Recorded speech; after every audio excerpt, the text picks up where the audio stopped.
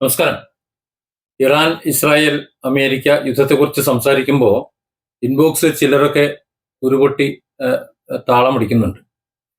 അങ്ങനെ പൊട്ടിയിട്ട് കാര്യമില്ല. കാര്യം എൻ്റെയും നിങ്ങളെയും ഒക്കെ അടുക്കളയിൽ എത്തിയിട്ടുണ്ട്.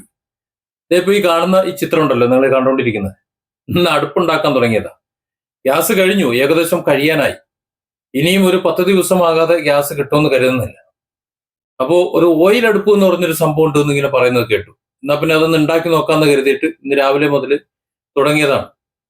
ഇപ്പോൾ വെയിൽ ചൂടുറച്ചപ്പോൾ അത് നിർത്തി വെച്ചു. ഇനി ബാക്കി നാളെ ചെയ്യാമെന്ന് കരുതുകയാണ്. ഇതൊക്കെയാണ് അവസ്ഥ.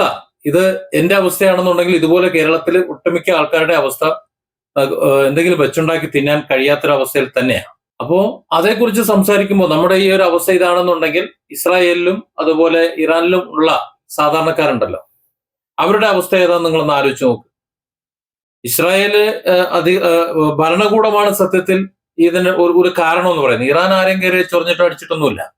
ആരാണോ കുറ്റക്കാർ അവരെ വിമർശിച്ച് സംസാരിക്കും. അതാണ് എന്റെ പോളിസി. ഇവിടെ അമേരിക്കയും ഇസ്രായേലുമാണ് തെറ്റുകാർ. ഇറാൻ ഒരു തെറ്റുമില്ല. എന്ത് തെറ്റാണുള്ളത്? ഏത് രാജ്യത്തെയാണ് ഇറാൻ കയറി അടിച്ചത്? ഏത് രാജ്യത്തെയാണ് ഏതെങ്കിലും വിധത്തിൽ ഇറാൻ ആക്രമിച്ചത്? ഒന്നും ചെയ്തില്ലല്ലോ. അമേരിക്കയും ഇസ്രായേലും ചേർന്ന് അടിച്ചു. അപ്പൊ സ്വാഭാവികമായിട്ടും ഇറാൻ മറ്റ് രാജ്യങ്ങളിലേക്ക് വിടുന്നത് അവിടെ അമേരിക്കന്റെ ബേസ് ഉള്ളത് കൊണ്ട്, അതായത് ഇറാന്റെ സഖ്യകക്ഷികളായതുകൊണ്ടാണ്. അല്ലാതെ അമേരിക്ക പോയി അടിക്കാൻ പറ്റും? ഇവിടെ അടിക്കുമ്പോൾ അത് അമേരിക്കയ്ക്ക് കൊള്ളണം. അത് കൊള്ളുന്നുണ്ടല്ലോ ഇപ്പോ. അതുകൊണ്ടാണ് ഇത്രയധികം ഒരു പ്രഷർ ചെലുത്തിയിട്ട് ഇപ്പോ അമേരിക്കൻ പ്രസിഡന്റ് ട്രംപ് ഉടുത്തേലും ഉള്ളിൽ പോകുന്ന ഒരു സാഹചര്യം ഉണ്ടായത്. ഇന്നലെ രാത്രിക്ക് ശേഷം ഇപ്പൊ വെടിനിർത്തൽ പ്രഖ്യാപിച്ചു എന്നൊക്കെയാണല്ലോ പറയുന്നത്. വെടിനിർത്തൽ ഊർജ്ജ കേന്ദ്രങ്ങൾക്കും അതുപോലെ പവർ പ്ലാന്റുകൾക്കും അതുപോലെയുള്ള സ്ഥലങ്ങൾക്കും എതിരെയാണ് നമ്മൾ നിരോധനം വെച്ചിട്ടുള്ളത്. ബാക്കിയുള്ളതൊന്നും വെടിനിർത്തിയിട്ടില്ല എന്നൊക്കെ ട്രംപ് പിന്നീട് പറയുന്നത് കേട്ടു. ഏതായാലും കഴിഞ്ഞ 24 മണിക്കൂറിനുള്ളിൽ, അതായത് ട്രംപ് വെടിനിർത്തി എന്ന് പറഞ്ഞതിന് ശേഷം ഇറാന്റെ 2 പ്രധാനപ്പെട്ട ഊർജ കേന്ദ്രങ്ങളിൽ അമേരിക്കയും ഇസ്രായേലും ചേർന്നിട്ട് ഇട്ടിട്ടുണ്ട്. അതായത് വെടിനിർത്തി എന്ന് പറഞ്ഞിട്ടുണ്ടെങ്കിൽ ഇട്ടിട്ടുണ്ട്. അതുകൊണ്ടാണ് ഇറാൻ പറയുന്നത് അമേരിക്കന്റെ വാക്ക് കുടിച്ച വെള്ളത്തിലും വിശ്വസിക്കാൻ പറ്റില്ല എന്ന്. അല്ല എന്നുണ്ടെങ്കിൽ ഈ വെടിനിർത്തൽ പ്രഖ്യാപിച്ച ശേഷം ഇത്തരത്തിലൊരു അക്രമത്തിന് അമേരിക്ക നിൽക്കോ? ഇനി അമേരിക്കയുടെ അറിവില്ലാതെയാണ് ഇസ്രായേൽ ചെയ്യുന്നുണ്ടെങ്കിൽ അവിടെ അമേരിക്ക പ്രതികരിക്കില്ലേ? അത്തരത്തിൽ യാതൊരു പ്രതികരണം ഉണ്ടായിട്ടില്ല. ഇറാനും വെറുതെ ഇരുന്നില്ല. ഇറാൻ അതിരൂക്ഷമായിട്ടുള്ള ആക്രമണമായിട്ട് അഴിച്ചുവിട്ടേക്കും. ഇസ്രായേൽ പെരുമഴയാണ് ഇസ്രായേലിലേക്ക് തൊടുത്തുവിട്ടത്. അത് ടപ്പെന്ന് അത് വടക്കൻ ഇസ്രായേലിലേക്ക് ഒരു മഴ തന്നെ ചെന്നു എന്നാണ് വാർത്താ മാധ്യമങ്ങൾ പറഞ്ഞുകൊണ്ടിരിക്കുന്നത്. അതിൽ ഒരു വിഭാഗത്തെ ഇസ്രായേലിന്റെ അയൺഡോമുകളും മറ്റ് പ്രതിരോധ സംവിധാനങ്ങളും ചേർന്ന് തകർത്തു. കുറെയൊക്കെ നിലത്ത് പതിച്ചു, വലിയ പരിക്കുകൾ സംഭവിച്ചു. ഈ അന്തരീക്ഷത്തിൽ വെച്ച് തകർത്ത് കളഞ്ഞ അതിന്റെ ഭാഗങ്ങൾ വീണിട്ട് ധാരാളം വീടുകൾക്ക് കേടുപാടുകൾ ഉണ്ടായി. ജനവാസ മേഖലയിലേക്കാണല്ലോ വിടുന്നത്. ആ വീടുകൾക്ക് കേടുപാടുണ്ടായപ്പോൾ അതിനകത്തുണ്ടായിരുന്ന കുറച്ചു പേര് മരണപ്പെട്ടു. കുറച്ചു പേർക്ക് വലിയ പരിക്കുണ്ടായി. ഈ മരണത്തിന്റെ കാര്യങ്ങൾ പറയുന്നില്ല. ഇസ്രായേൽ പറയുന്നത് ഒരു 10-27 പേർക്ക് പരിക്ക് പറ്റിയെന്നാണ്. പക്ഷേ അനൌദ്യോഗികമായിട്ട് പുറത്തുനിന്ന് മറ്റ് വാർത്താ മാധ്യമങ്ങളുണ്ട്, അന്താരാഷ്ട്ര വാർത്താ മാധ്യമങ്ങളിൽ മരണസംഖ്യ ഉണ്ട്, ധാരാളം വീടുകൾ താർന്നിട്ടുണ്ട് എന്നൊക്കെ അവർ വാർത്ത ചെയ്യുന്നുണ്ട്. കഴിഞ്ഞ ദിവസം റോയിട്ടേഴ്സിൻ്റെതായിട്ടുള്ള റിപ്പോർട്ടിലാണ് ട്രംപിന്റെ ഈ വെടിനിർത്തൽ ഊർജ്ജ പ്ലാന്റുകളിലും അതുപോലെയുള്ളകളിലും മാത്രമാണുള്ളത്. മറ്റ് സൈനിക താവളങ്ങളിലും മൈസൈൽ സൂക്ഷിച്ചേക്കുന്ന സ്ഥലങ്ങളിലും അതുപോലെയുള്ളകളിലും ഒക്കെ ഞങ്ങൾ അടി തുടരും. വെടിനിർത്തൽ ഊർജ്ജ പ്ലാന്റുകളിലേക്ക് എന്ന് റോയിട്ടേഴ്സ് അങ്ങനെയാണ് പറയുന്നത്.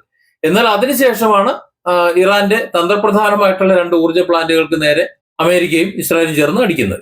റോയിട്ടേഴ്സിന്റെ മറ്റു ചില വാർത്തകൾ പറയുന്നത് അമേരിക്കയിൽ നിന്ന് വളരെ ശക്തമായ എതിർപ്പാണ് ഈ യുദ്ധത്തിൽ, അതായത് ഇറാനിലെ യുദ്ധത്തിൽ ഉള്ളത്. അതായത് അമേരിക്കൻ ജനതയുടെ ബഹുഭൂരിപക്ഷവും യുദ്ധത്തെ എതിർക്കുന്നു. അത് മാത്രമല്ല, അവിടെ എണ്ണവില കൂടി കഴിഞ്ഞപ്പോൾ സ്വാഭാവികമായിട്ടും അവരുടെ ജീവിതം, സാമ്പത്തിക അവസ്ഥ എന്ന് പറഞ്ഞാൽ തകിടം മറിഞ്ഞു, ആകെ പിടുത്തം വിട്ടു. അതുകൊണ്ട് തന്നെ ട്രംപിനോട് യുദ്ധം നിർത്താൻ, അതായത് ഈ പരിപാടി വേണ്ട, ഇത് നിർത്തണമെന്നുള്ള ഹൈ പ്രഷർ, അത്തരത്തിലുള്ള പ്രഷർ സ്വന്തം നാട്ടിൽ നിന്നും ഉണ്ട്. അത്തരത്തിലുള്ള പ്രഷറും മറ്റു ലോകമാധ്യമങ്ങളുടെ പ്രഷറും എല്ലാം കൂടെ ചേർന്നിട്ട്, അതായത് ഇവരാണല്ലോ ഉണ്ടാക്കി വെച്ചേ, അമേരിക്കയും ഇസ്രായേലും ചേർന്നിട്ടുള്ള യുദ്ധം ഉണ്ടാക്കി വെച്ചേ, അല്ലാതെ ഇറാൻ ഉണ്ടാക്കി വെച്ച യുദ്ധമല്ലല്ലോ. നിങ്ങൾ തുടങ്ങി, ഞങ്ങൾ ഇപ്പൊ തീർക്കണമെന്ന് ഞങ്ങൾ തീരുമാനിക്കുന്നു കരുതിയിട്ട് ഇറാൻ ഇങ്ങനെ അടിച്ചുകൊണ്ടിരിക്കുക. ഇറാനെ ഒരു വശത്ത് നിന്ന് ചുട്ടൊരുക്കി വെക്കുന്നുണ്ട് ഇവർ രണ്ടുപേരും കൂടെ. പക്ഷെ എങ്കിലും ഇറാൻ അവരുടെ കഴിവിന്റെ പരമാവധി അടിച്ചു നിരത്താൻ നിൽക്കുമ്പോൾ വലിയ പ്രതിസന്ധി ഇപ്പുറത്തുണ്ട്. പിന്നെ പോരാത്തതിന് ഹോർമോസ് അടക്കി വെച്ചേക്കാൻ ചെയ്തിട്ടുണ്ട്. ഒരു വണ്ടി അങ്ങോട്ടും ഇങ്ങോട്ട് പോകാൻ സമ്മതിക്കുന്നില്ല. ഇറാന്റെ താല്പര്യത്തിനുള്ള 1-2 2-3 രാജ്യങ്ങൾ മാത്രം വേറെ ആരും പോണ്ട എന്നൊരു നിലപാട് എടുത്തു വെച്ചപ്പോൾ മൊത്തത്തിൽ ഇപ്പോ ദക്ഷിണ കൊറിയ അടക്കമുള്ളവർക്ക് ഇന്ധനം കിട്ടുന്നില്ല. അത്രത്തോളം വലിയ പ്രതിസന്ധി അവർക്കുണ്ട്. ആ പ്രതിസന്ധി ഇങ്ങനെ നിൽക്കുമ്പോൾ സ്വാഭാവികമായിട്ടും മറ്റു രാജ്യങ്ങളെല്ലാം അമേരിക്കൻ പ്രസിഡന്റിന് മേൽ സമ്മർദ്ദം ചെലുത്തും. കാരണം ഇവരൊക്കെ ട്രംപിന്റെ കീഴെ വീട്ടുകാരനായി നിൽക്കുകയാണല്ലോ. ട്രംപ് സംരക്ഷിച്ചോളും, ട്രംപ് എന്തെങ്കിലുമൊക്കെ ആയിക്കോളൂ എന്ന് പറഞ്ഞ മിഡിൽ ഈസ്റ്റിലെ രാജ്യങ്ങളുടെ അവസ്ഥ അവർ കണ്ടുകൊണ്ട് നിൽക്കുന്നുണ്ട്. അപ്പൊ ഇനി ട്രംപിനെ നോക്കിയിരുന്നിട്ട് കാര്യമില്ല. അങ്ങനെ ട്രംപിൽ പ്രഷർ ചെലുത്തുകയാണ്, നിങ്ങൾ യുദ്ധം നിർത്തുന്നു. അങ്ങനെ നാനാ വഴിക്കും പ്രഷർ ചെലുത്തപ്പെട്ട് ഒരു ഗതി ഇല്ലാതായപ്പോഴാണ് ഇവിടെ വെടിനിർത്തൽ പ്രഖ്യാപിച്ചത്. എന്നിട്ട് എന്താ ചെയ്തതെന്നറിയാം. ഇത് ഞാനല്ല യുദ്ധം ചെയ്തത്, അതായത് ട്രംപ് അല്ല ഇപ്പൊ യുദ്ധം ഉണ്ടാക്കിയതാണെന്ന് പറയുന്നത്. അതായത് അമേരിക്കൻ പ്രസിഡന്റ് ട്രംപിന് യുദ്ധവുമായിട്ട് യാതൊരു ബന്ധവുമില്ല. അമേരിക്കൻ പ്രതിരോധ സെക്രട്ടറിയുടെ മണ്ടയിൽ കൊണ്ടുവന്ന് ചാരിച്ചു കൊടുക്കുക. അദ്ദേഹം കഴിഞ്ഞ ദിവസം ഒരു പൊതുവേദിയിൽ സംസാരിക്കുന്ന സമയത്ത് ഈ യുദ്ധവുമായി ബന്ധപ്പെട്ട് അമേരിക്കൻ പ്രസിഡന്റിന്റെ ഉത്തരവാദിത്വം, അയാളാണ് അടി തുടങ്ങിയത്. ഇസ്രായേൽ ചെന്ന് പറഞ്ഞപ്പോ ചേട്ടായി നമുക്കൊന്ന് തുടങ്ങിയല്ലേ എന്ന് ചോദിച്ചപ്പോൾ ആയിക്കോട്ടെ തുടങ്ങിക്കോ, ഞാൻ കൂടെ ഉണ്ട് എന്ന് പറഞ്ഞുകൊണ്ട് രണ്ടാൾ കൂടെ തുടങ്ങി. ട്രംപും ഇസ്രായേലും നെതന്യാഹു കൂടിയാണ് തുടങ്ങിയത്.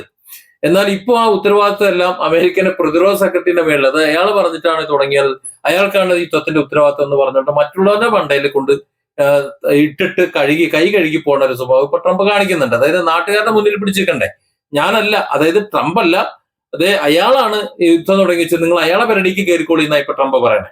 അതിന്റെ കൂട്ടത്തിൽ ഒരു വർത്താനം കൂടി, അതായത് ഇസ്രായേൽ ഇപ്പൊ നടത്തുന്ന യുദ്ധങ്ങളിൽ, അതായത് അടികൾ, ഇറാനിലേക്ക് അടിച്ചുകൊണ്ടിരിക്കുന്ന അടികളിൽ അത് അമേരിക്കയുടെ അറിവോ സമ്മതമൊന്നുമില്ല, ട്രംപിന്റെ അനുമതിയൊന്നുമില്ല, അറിവില്ലാതെയാണ് അടിച്ചുകൊണ്ടിരിക്കുന്നത്. അപ്പൊ അതിലും നമുക്ക് ഉത്തരവാദിത്തമില്ല.